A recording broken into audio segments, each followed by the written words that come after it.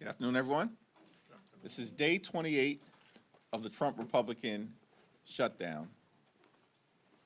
And Democrats continue to make clear that we will sit down with our Republican colleagues anytime, any place, here at the Capitol or back at the White House in order to reopen the government, enact a bipartisan spending agreement that actually meets the needs of the American people, and address the health care crisis that Republicans have caused that is devastating people all across the country, in working class America, rural America, urban America, small town America, the heartland of America, and black and brown communities throughout America, particularly at this point, given the Republican refusal to extend the Affordable Care Act tax credits. That will cause premiums, copays, and deductibles to increase by tens of millions of people by thousands of dollars per year.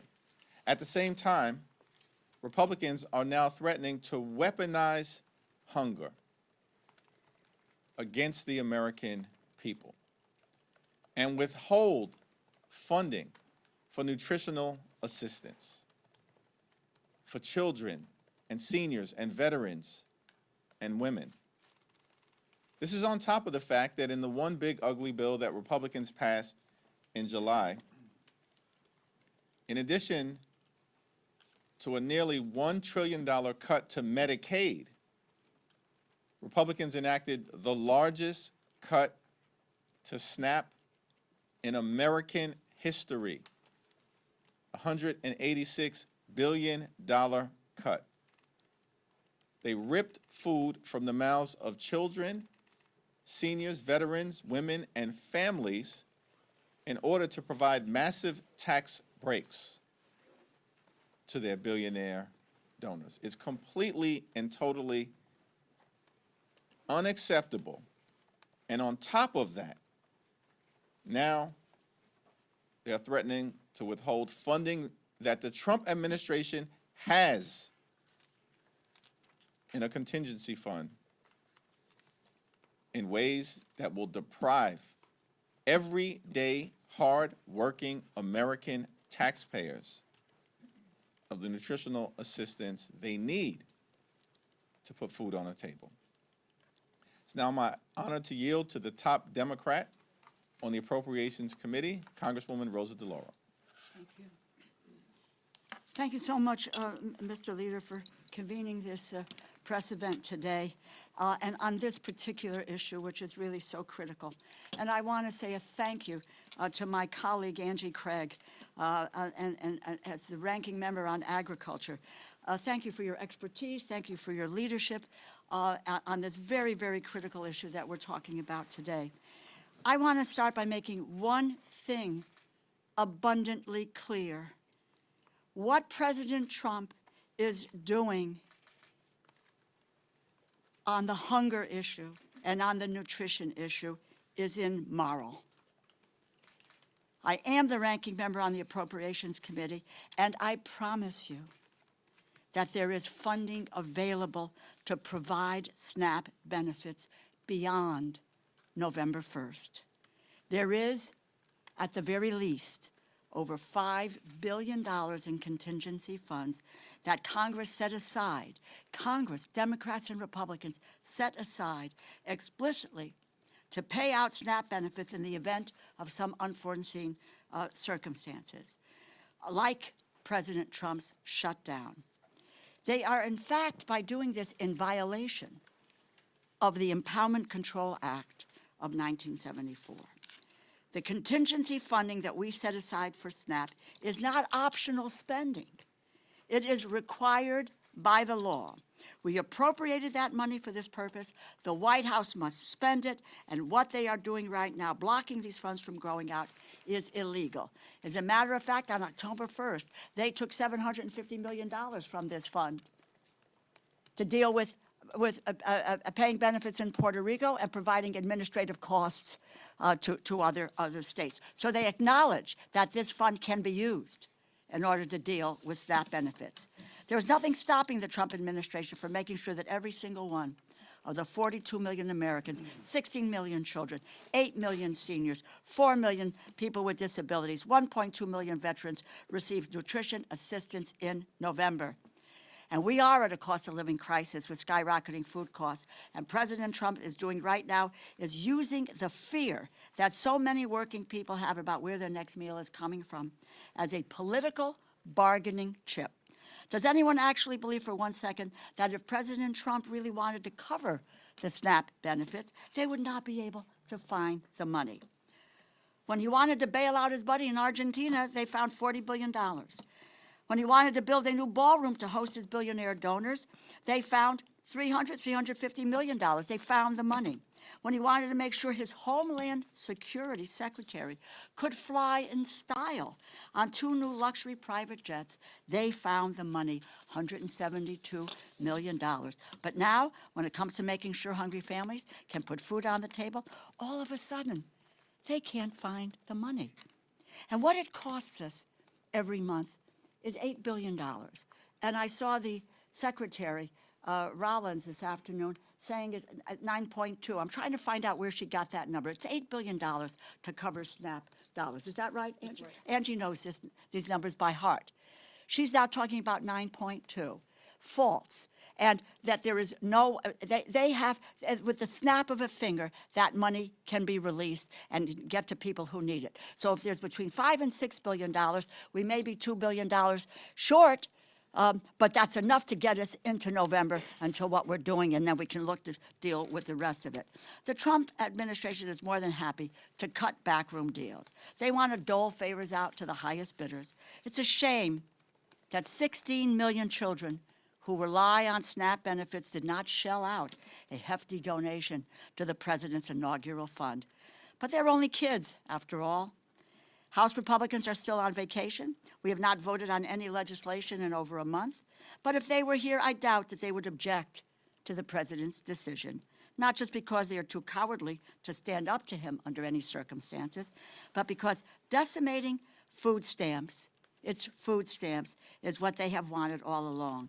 Their big, beautiful bill, as the leader has pointed out, and his signature piece of legislation slashes SNAP funding by $189 billion.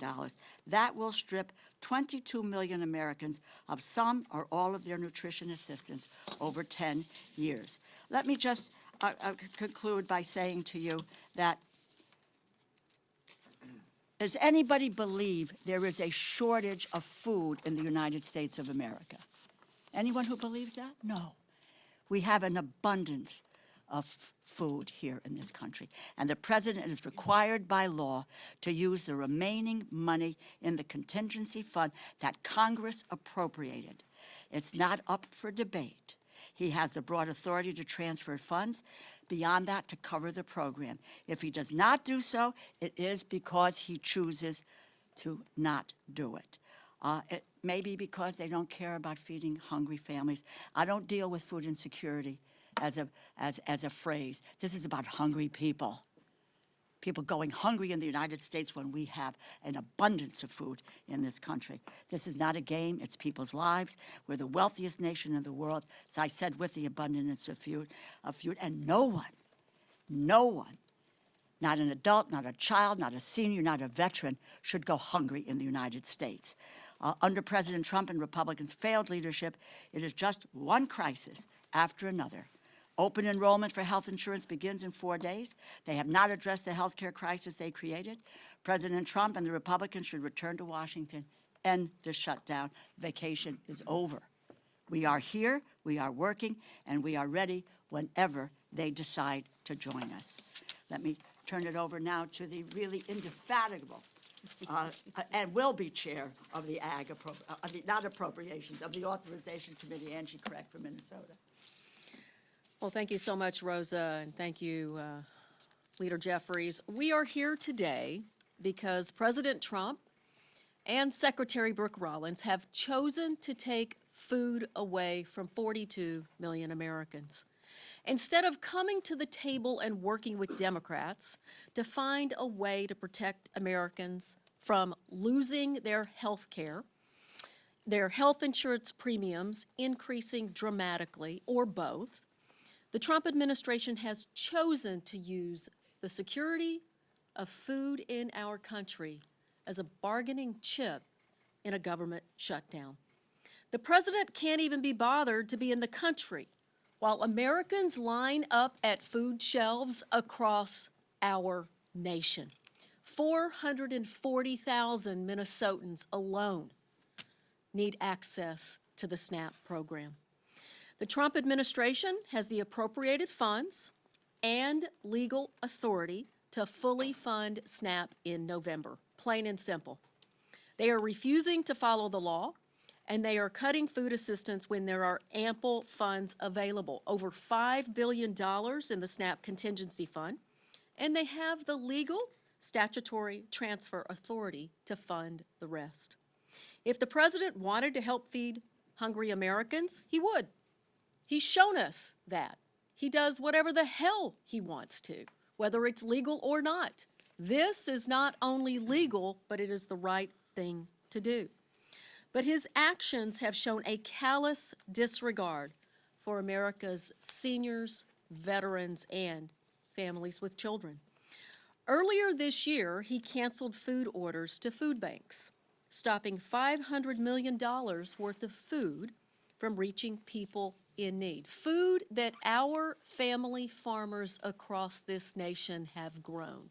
Food that they counted on being able to sell to the nation's food banks. The Republicans' one and only priority this Congress has been the big ugly bill, which not only cut health care by $1 trillion, but also cut SNAP by $186 billion, a frontal assault on our most effective basic need food assistance program to help vulnerable members of our community who rely on it to keep food on the table. Now the administration is taking food away from 16 million children, 8 million seniors, and 1.2 million veterans. Their hands are not tied. Their hands are not tied. The law is clear. The law is as clear as this administration's cruelty is as clear. The law is as unambiguous as congressional Republicans' desire to let the ACA tax credits expire. It is unconscionable. It is egregious, and it is illegal. I'm calling on the president to do the right thing and the moral thing, which coincidentally offers him a chance to do something he rarely does, which is follow the law. I'm calling on my Republican colleagues to speak up to your friends in this administration and at the USDA and deliver a simple message. They have the money and the authority to fund SNAP. Hungry Americans are not poker chips. Their health and well-being are not to be gambled with. And I so appreciate the attorneys generals from across this nation, including my own Minnesota Attorney General Keith Ellison, for standing up to this administration earlier today. Stop playing politics with America's hungry children, veterans, the disabled, seniors. Get back to the negotiating table. Open up the government and fund SNAP in November. Thank you. Connecticut joined that suit too, so excited to be with you. We're going to do on-topic questions first around the shutdown, SNAP, and healthcare.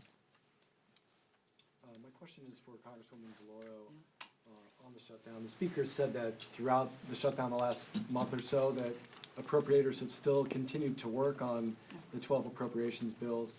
Can you talk about what that work has looked like as lawmakers have been off the Hill? How have your members been able to engage with Republican appropriators in both the House and Senate? Sure. When when the four of us sat down, Congressman Cole, Senators Murray and Collins and myself, that's really now over a month ago, and we came together and we talked about 2 or 3 things. One of them was that what we needed to do was to have the top lines for the agriculture, interior, and the military construction bill. The second thing, and we agreed that we would do that, so we had a number to work to. The second thing was that we would do a bipartisan continuing resolution. a bipartisan continuing resolution. And that would include two things, one of which was to take into consider Democratic priorities, because all of the bills that we had seen were just unilaterally partisan. And amongst those Democratic priorities was the issue of health care and the premium subsidies and the Medicaid cuts. It's $1 trillion and the skyrocketing costs that are now upon people at this very, very moment. And the other thing that we spoke about, and there was a consensus about this, that what we needed to do was in the future, when the appropriators came to a conclusion, that would stick, and that we wouldn't have any unelected bureaucrats who were saying, no, money's going here, money's going there, everywhere, except for where it was appropriate. We had consensus about that. Not a few days later, on the table, bang, this is a Republican continuing resolution, and therefore, that's what it is. In the meantime, yes, staff in both the House and the Senate have worked on those three bills, and I would just say they have made progress on the bills. But the issue now is coming to the table to be able to deal with the continuing resolution and the issues that have been central to that, which is cutting the costs and canceling the cuts and saving America's health care. Now, you may want to ask, what does that have to do with the bill? Well, the continuing resolution is 91 pages. 67 of those pages are about health care and so forth. So it is the appropriate conversation, and given that those notices are going out now, that we need to deal with it now. So we are waiting for them to come to the table to reopen the government, and honestly, if we can get my three other colleagues, we would move on appropriations bills. But they have refused to come to the table since the outset of this debate. And Donald Trump and Republicans have taken a my way or the highway approach from the very beginning of this Congress. And we've maintained, led by Rosa DeLauro, that we want to sit down and negotiate a bipartisan spending agreement, now reopen the government, but at the same period of time, address the Republican health care crisis, which has been devastating on everyday Americans and hardworking American taxpayers throughout this year, including the largest cut to Medicaid in American history. Hospitals, nursing homes, and community-based health centers closing because of Republican policies and their one big ugly bill throughout America, including in rural parts of the country. The American people now confront the possibility of a $536 billion cut to Medicare because of what Republicans did in their one big ugly bill if Congress doesn't act by the end of this year, and now because Republicans refuse to extend the Affordable Care Act tax credits, tens of millions of Americans right now are receiving notices as we approach open enrollment on November 1st, indicating to them that their premiums are going to skyrocket in ways that will make it unaffordable for them to see a doctor when they need to see one, when their children needs to see one, when their family members need to see one. This is a health care crisis that Republicans have visited on the American people, and it has to be dealt with decisively. We're now heading into a SNAP crisis. As Angie Craig and Rosa DeLauro have so powerfully articulated, that is a man-made Republican crisis, because Donald Trump has decided that he wants to force millions of Americans, including possibly 16 million children, to experience hunger so they can continue their my way or the highway approach toward driving their right-wing extreme agenda down the throats of the American people. Unacceptable. Mr. Leader. Thank you, Mr. Leader. Today is the first day air traffic controllers will go without a paycheck. You're speaking about SNAP right now. We also have questions around how troops are going to get paid. At the crux of your fight against the Republican bill is the ACA is healthcare. Are you concerned that these other issues, these other pressing issues like SNAP, the air traffic controllers not getting paid, troops not getting paid, are you concerned that that will start to dominate the conversation or dominate the consciousness of America, that the ACA conversation kind of gets pushed to the wayside? Well, we've made clear from the very beginning that we want to enact a bipartisan spending agreement that meets the needs of the American people, that improves their quality of life, that drives down the high cost of living here in this country, where costs haven't gone down, as Trump promised on day one, costs have gone up. And we set out from the very beginning in September that we want to reach a spending agreement that's bipartisan, that meets the needs of the American people in 3 areas: their health, their safety, and their economic well-being. And that, of course, includes making sure that they can put food on the table in the wealthiest country in the history of the world. Donald Trump and Republicans have launched an all-out assault on the American people from the very beginning of this presidency. And it's cruel, and it's punitive, and it's hurting everyday American. We want to reopen the government. Republicans in the House have been on vacation now for 5 consecutive weeks. They've canceled votes for 5 consecutive weeks. This is extraordinary.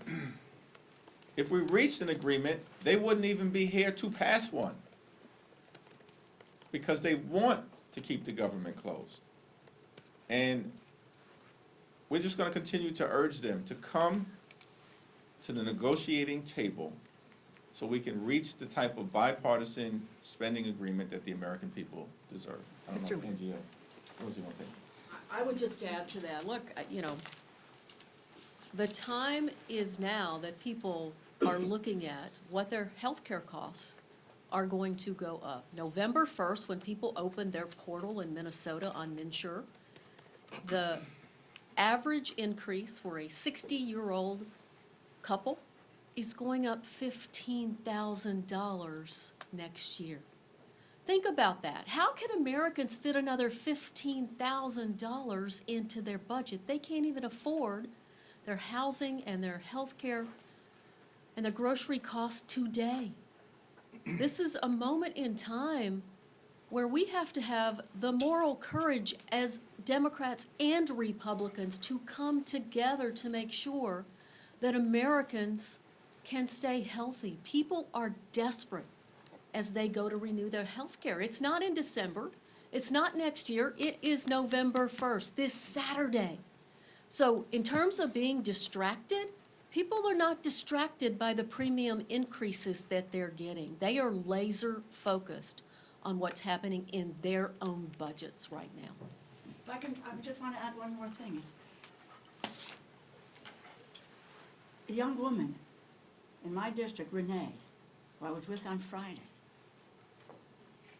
she got her notice, an increase of $2,000 per month. $24,000 a year for health insurance. Can anybody here pay for that? She can't. Her husband is gravely ill, he doesn't have insurance, etc. These are real stories. But I would say to you that on the food stamp issue, the money is there. Let us not let them get away with saying that they can't do it. They have their political will isn't there to feed the people who rely on the SNAP program, which is the most effective anti-hunger program in the United States of America.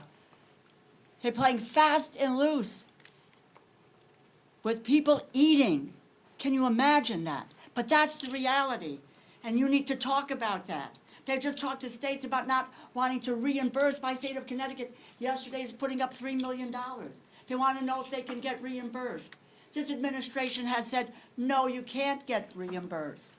But you know what's happened in the past?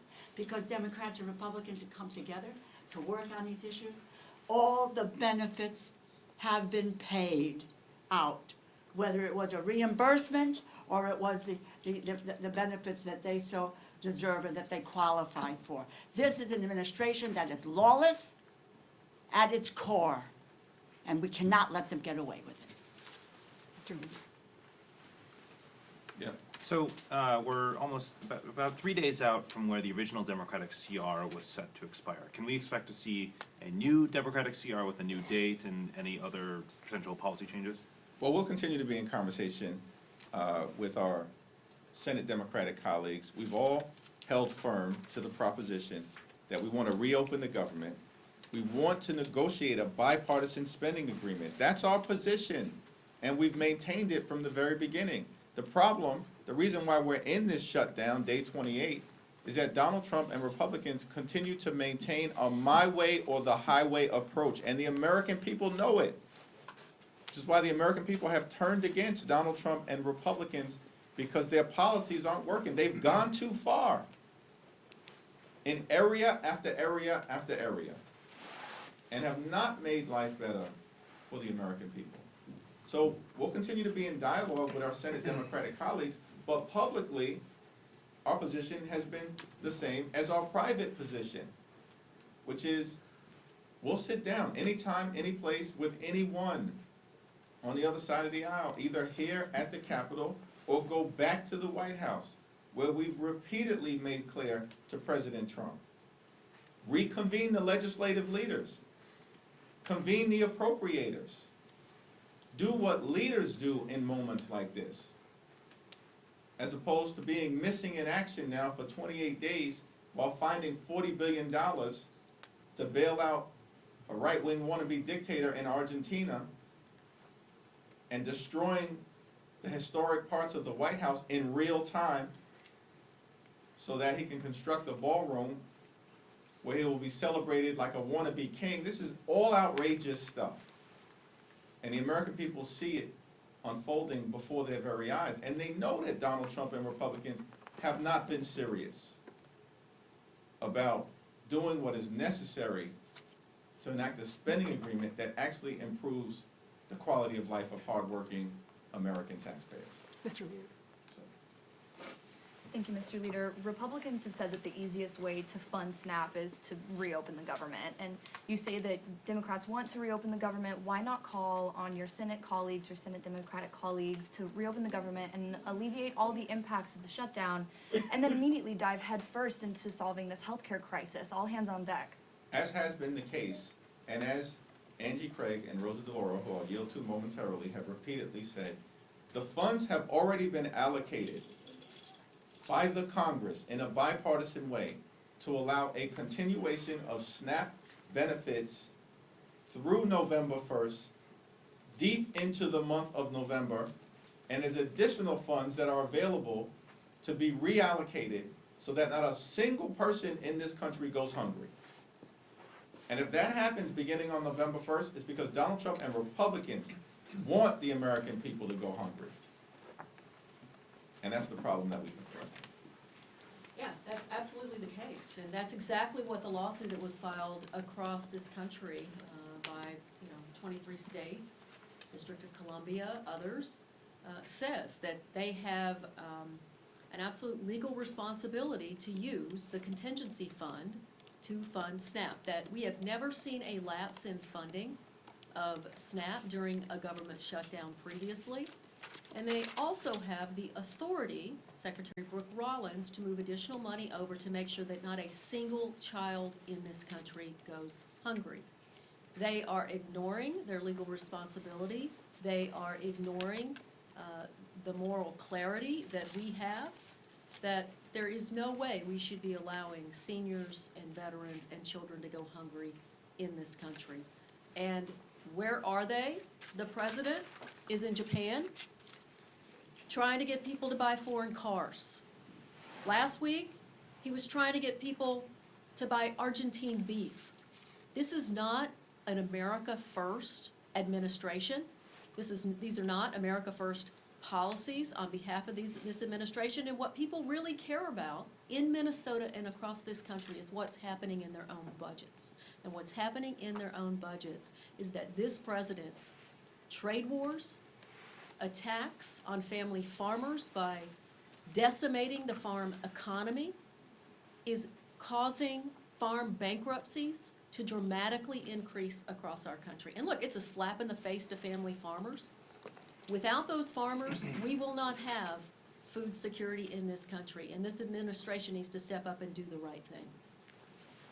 By the way, supplemental nutrition assistance program, you know, we just don't sit here and say, okay, we're going to pass this law today, and Democrats and Republicans are going to agree to that, and the president signs it into law, and then we say, oh, hey, did we really mean to do that? And just to ignore that, which is what is happening. It is in the law. And they are violating the law because they don't have the political will to do it. Because, you know why? Because what they want to do is, as Secretary Rollins did this afternoon on TV, is to say that the Democrats are responsible for taking food out of the mouths of children, or some other, quite honestly, cockamamie excuse that she might have for not following what the law of the land is. But it is, quite frankly, starting with January, there's been an unbelievable violation of the Constitution and the laws of this nation with this administration. But you know, let's stand our ground and let the people know that the money is there. They need to wave their magic wand, and the money will go out, and in short order, we'll be able to get 42 million people fed in the way that the food stamp program has done from its outset. We thank Congresswoman Rosa DeLauro and Congresswoman Angie Craig for their continued leadership. Thank you. Thank you. This question is for any of the representatives, but now it'll be for you, Leader Jeffries. Mike Johnson and some of his Republican colleagues have pointed out the pain of Americans losing access to nutritional assistance programs, including in his press conference today. Although they do blame Democrats for funding health care for who they call illegal aliens, do you think there's going to be any flexibility for them in meeting with Democrats to address this issue, given they've talked about it? The Republicans passed their one big ugly bill in July. And that bill hurts everyday Americans to reward their billionaire donors. And in that bill, they enacted the largest cut to Medicaid in American history. Hospitals, nursing homes, and community-based health centers are closing all across the country, including in Louisiana, because of what Mike Johnson and Republicans did in that one big ugly bill. And at the same time, they cut SNAP benefits by $186 billion. Donald Trump and Republicans literally ripped food from the mouths of hungry children, seniors, families, and veterans in order to reward their billionaire donors. That's what the one big ugly bill was all about.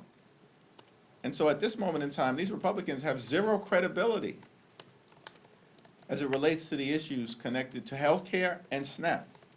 Because the American people have already seen what Republican policies look like. And that's ripping health care away from millions of Americans and doing the same thing as it relates to nutritional assistance. Our position continues to be clear. Let's sit down. Let's reopen the government. Let's find a path toward a bipartisan spending agreement that actually meets the needs of the American people. But we have to address the Republican health care crisis and the fact that on November 1st, just a few days from now, open enrollment will begin and reality will strike for tens of millions of Americans who receive their health insurance, both from the Affordable Care Act tax credits and beyond, that their health care costs are about to skyrocket, in some cases increase by $10,000 per year, $15,000 per year, more than $20,000 a year. These are working class Americans who are about to be hit with these dramatic increases that they cannot afford. And that's why Democrats continue to be in this fight until we win this fight. Thank you, Leader Jeffries. The House Oversight Committee released their report into the former President Biden's auto pen use and the probe that they investigated. And Attorney General Pam Bondi said that the DOJ will initiate a review of the Biden administration's reported use of the auto pen for pardons. Can I get your reaction to that? The so-called chairman of the House Oversight Committee, James Comer, continues to behave like a malignant clown. We can't point to a single thing that he's actually done to make life better for the American people. Here's what he should investigate. if he's investigating presidents or former presidents. Investigate the fact that Donald Trump promised that costs would go down on day one. He promised, Donald Trump, repeatedly, that costs would go down on day one. Costs haven't gone down. They're going up. Inflation moving in the wrong direction, as evidenced by the most recent report that was just issued last week. Housing costs are up, grocery costs are up, child care costs are up, electricity bills are through the roof. And now, because of the Republicans' refusal to extend the Affordable Care Act tax credits, tens of millions of Americans are about to experience dramatic increases in their health care costs that will force medical bankruptcy on many of them, or they'll have to make a choice between going to see a doctor, putting clothing on their back, paying the rent or mortgage, or putting food on the table. This is what's happening in the United States of America, the wealthiest country in the history of the world. If James Comer wants to investigate something, investigate Donald Trump's lie that he was going to lower costs on day one. Thank you, Leader. I have two questions. The first is about the federal workers, the largest unions letter earlier this week. Does this give you any concern that that will put pressure on Senate Democrats to cave? And then the second question is about Mamdani. Obviously, you've given him his endorsement. Do you encourage Leader Schumer to do the same? I issued a statement with respect to the mayor's race in New York City last Friday. That statement speaks for itself. In terms of the current situation that we find ourselves in relative to hardworking federal employees, we support them and will continue to stand by them. The Trump administration has fired or let go more than 200,000 hardworking federal civil servants this year prior to the shutdown that they're visiting on the American people. That's what the Trump administration has done. This year, fired more than 200,000 hardworking federal employees. They have been targeting civil servants from the very beginning of this presidency. In fact, members of the Trump administration have said publicly that they want to traumatize federal employees. That's what they've said. That's what the OMB director said. So our position will remain consistent. We want to reopen the government. We want to make sure that every single federal employee gets paid, both the ones who are furloughed and the ones who are essential workers who have been forced by this Trump administration to work without pay because Donald Trump and Republicans continue to keep the government shut down. We know that's their position because House Republicans have canceled votes for 5 consecutive weeks. We know that's the Republican position because the Senate Republican leader continues to bring the same partisan Republican spending bill to the floor for a vote. It's now been brought to the floor 13 times, and it's went down to defeat 13 times because Leader Schumer and Senate Democrats, partnering with House Democrats, have continued to take the same position. We will not support a partisan Republican spending bill that guts the health care of the American people. Third row. Thanks, sir. I'm curious for your reaction to reports that DHS has purged senior ICE officials and wants to replace them with Border Patrol. Are you concerned that this might signal a shift in how the administration is approaching deportations? Well, our view with respect to the immigration issue generally is that we support a safe and a strong and a secure border at all times. And that will continue to be important. We have a broken immigration system and it needs to be fixed. It needs to be fixed in a comprehensive and bipartisan way. At the same period of time, the American people are understandably horrified at the extremism that the Department of Homeland Security has unleashed on law-abiding immigrant families and communities, separating hardworking mothers from their children, in many instances, children who are American citizens. And so it's our hope that if there's going to be a change in personnel, it's actually to enact a more humane approach rather than what we've seen in community after community throughout the country, including in the Chicago area, which is rightly turning off the American people to the extreme immigration policies of Donald Trump and the Republicans. Yep. Do you believe Eleanor Holmes Norton should retire, given mounting concerns over her mental fitness for office? I have not had a recent conversation with Delegate Eleanor Holmes Norton. Obviously, she's had a legendary career. Ultimately, it's going to be her decision and the people of the District of Columbia to make that decision as to who's best positioned to represent their interests moving forward. Thanks. Just piggybacking off of an earlier question, regarding the Federal Workers Union, Speaker Johnson earlier today, reportedly on the call with his conference, indicated that he thought that that pressure and the SNAP benefits would force Democrats' hand to adjust.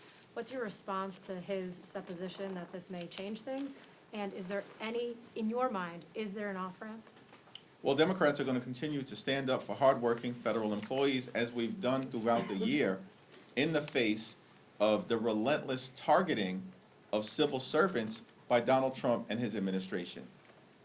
Federal employees know who stands on their side. It's us, House and Senate Democrats. They've lived the experience of the Trump administration going after them in the most horrific ways possible since January 20th, and we, as House and Senate Democrats, are going to continue to stand up for them. We're going to continue to stand up for nutritional assistance. It's the Republicans who cut $186 billion, the largest cut to SNAP in American history. They just did this in July as part of their one big ugly bill so they could reward their billionaire donors and continue to subsidize the lifestyles of the rich and shameless. It's out of control. That's their track record. That's the Republican track record. And of course, we're going to continue to stand up for the health care of the American people. And I don't know why Republicans think this is a game. This is not a game. This is about the health and the well-being, economically, of the American people. And Democrats are going to stay in this fight until we win this fight for working class Americans, for middle class Americans, and for hardworking American taxpayers. Thank you all.